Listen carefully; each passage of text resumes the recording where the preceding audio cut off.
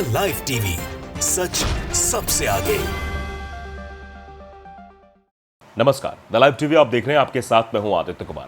प्रधानमंत्री नरेंद्र मोदी का ऐसा चेहरा आपने शायद ही कभी देखा हो जो मैं आपको दिखाने जा रहा हूं। मोदी जी पूरी ताकत के साथ चुनाव लड़ने की कोशिश कर रहे थे, लेकिन जब जनता के बीच आप झूठ का पुलिंदा बुनेंगे तो जनता आपको इसका जवाब भी देगी। शायद मोदी जी को यह समझ नहीं आ रहा था, लेकिन अब उनके चेहरे पर वो साफ दिखाई दे रहा है।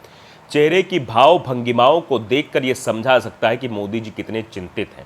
आप ज़रा ये वीडियो देखिए, छोटा सा वीडियो 4 सेकंड का, लेकिन इसमें मोदी जी के फेस का रिएक्शन, जो फेस का ग्लो है वो भी गायब है। फेस पर एक अजीब सी एक अंदर से जो रोने की आवाज़ होती है, जो दिल रो रहा होता है और चेहरे पर वो वक्तव्य प्रस्तुत होने लगते हैं बिना बोले ही, वो सब चीज़ें दिखाई दे रही हैं। और मोदी जी को देखकर आप ये अंदाज़ा लगा सकते हैं कि मोदी जी को बड़ी हार मिली है।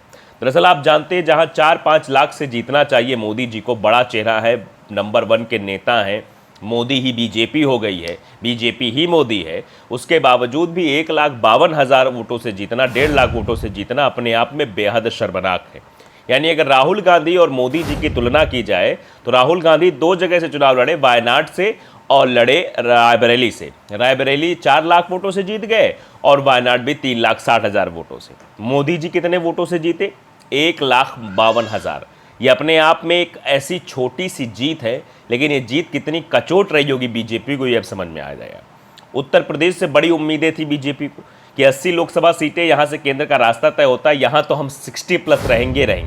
हर एक सर्वे में यही दिखाया जा रहा था, लेकिन जब नतीजे सामने आए तो किस तरीके से भारतीय जनता पार्टी 34 पर आकर सिमट गई और अपने आप में बहुत बड़ी हार मानी जा रही है। और उत्तर प्रदेश में 7 केंद्रीय मंत्रियों का परास्त हो जाना और 2 सबसे चर्चित चेहरे, पहला स्मृति ईरानी, दूसरा अजय मिश्रा टेनी, जिसके बारे में स्वयं गृह मंत्री अमित शाह वहां पर पहुंचकर कहते हैं कि मैं तो आपको मंत्री दे रहा हूं, जिता के भेज दो, इन्हें बड़ा पद मिलेगा। आप समझिए, इस तरह कहने के बावजूद भी दाल नहीं गली। और अब मोदी जी को देखिए, लोग लिख भी रहे, शांतनु लिखते हैं कि thank you Rahul Gandhi ji for giving us this visual of Narendra Modi, absolute please.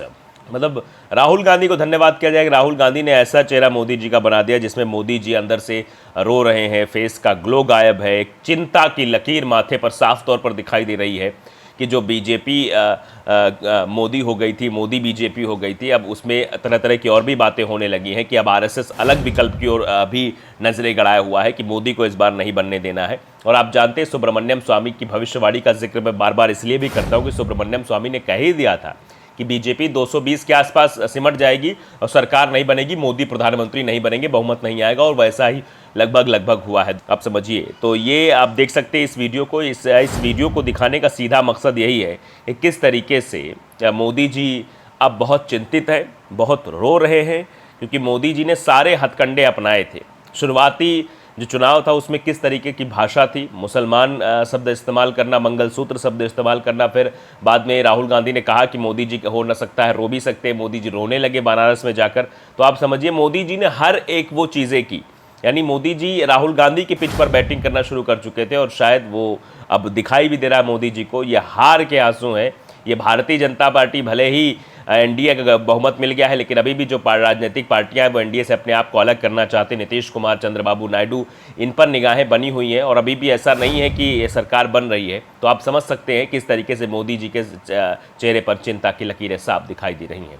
The live TV को अगर आपने सब्सक्राइब नहीं किया, जरूर करिए, बेल आइकन दबाइए ताकि सच खबरें आप तक पहुंचती रहें। नमस्कार। द लाइव टीवी, सच सबसे आगे।